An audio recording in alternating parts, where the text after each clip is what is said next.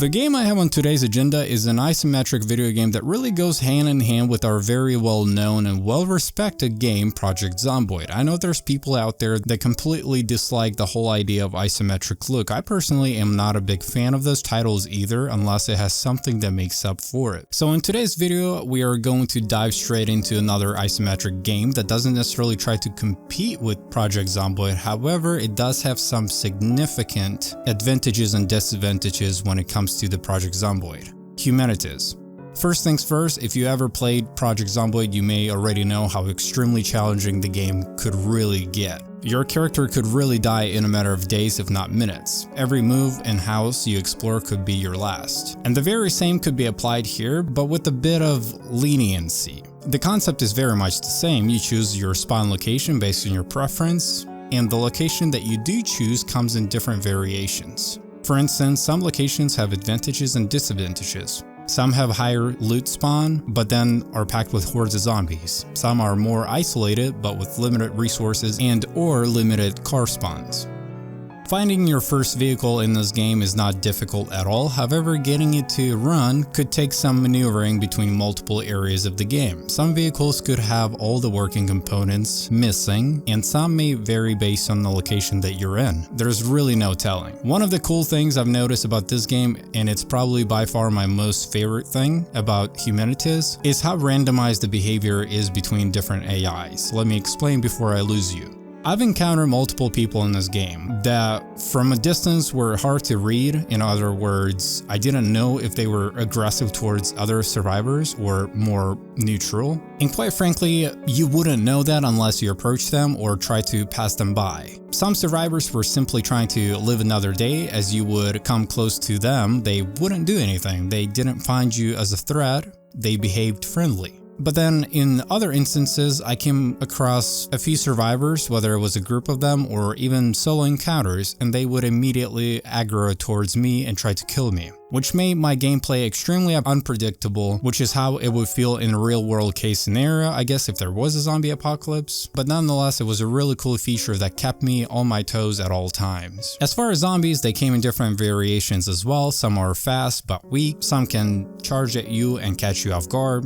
There are also exploding zombies that carry a gas tank in the back, and if you hit them from the wrong angle, a big explosion will take place, affecting everybody in the area. There were also zombies that would carry a toxic gas with hazmat suits on, and they would have the same concept, but instead of explosion, they would release green smoke, and that would affect everyone in the area as well. There are also mutated animals in this game. Throughout the gameplay, I have only encountered infected grizzlies, and trust me, you would hear them before you see them, and I highly advise staying away from them. Just trust me on this one.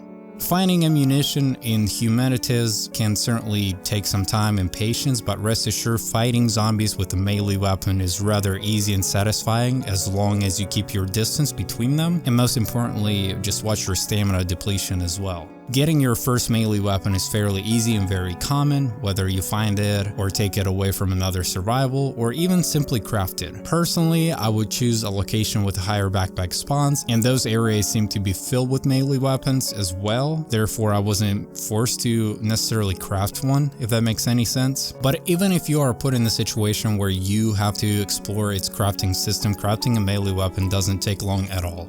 Your character has a very simple survival meter to follow. You have your health, temperature, hunger, and thirst. The system is extremely similar to DayZ, if not almost identical. Different clothing have different perks and insulation quality to them. Obviously, getting and wearing the best insulated clothing will favor you the most. Food and water you find in this game have also different variants as well. Some items expire fairly quickly, some are not so much. Some are filled with more nutrients than the other ones. So you just kind of have to play around and see what works for you and use what you have at hand. You also have your just stereotypical skill tree system. Obviously, the more you survive, the more experience you gain as a survivor. You kind of learn the ropes. Pretty self-explanatory on this one. My biggest grump about this game so far, it's not necessarily a game-breaking issue or anything along those lines, but it is something Project Zomboid did a very phenomenal job with, at least handling it, especially for an isometric survival game.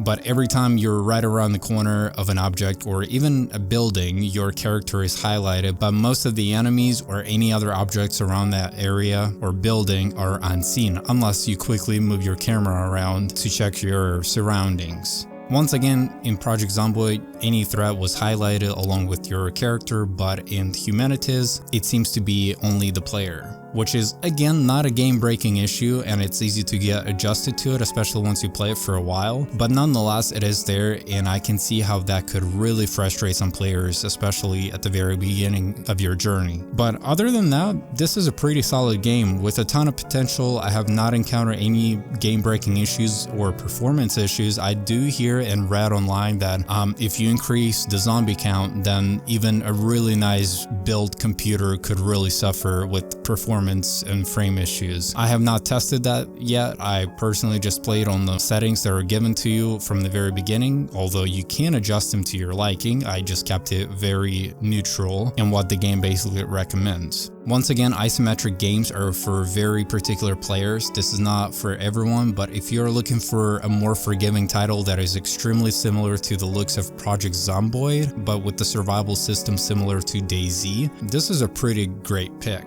There is also a very extensive tutorial available from the start of the game, but honestly speaking, if you have already played Project Zomboid or even DayZ in that regard, then you can completely start playing this game without a tutorial, which is what I did, and I did not struggle learning the game whatsoever.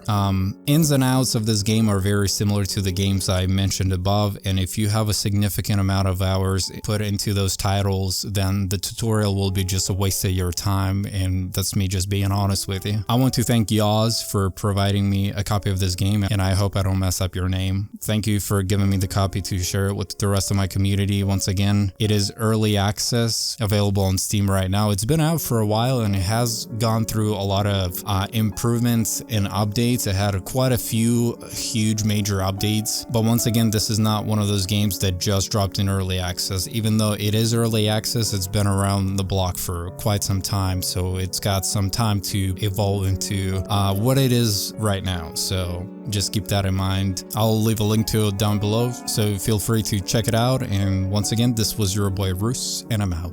Goodbye.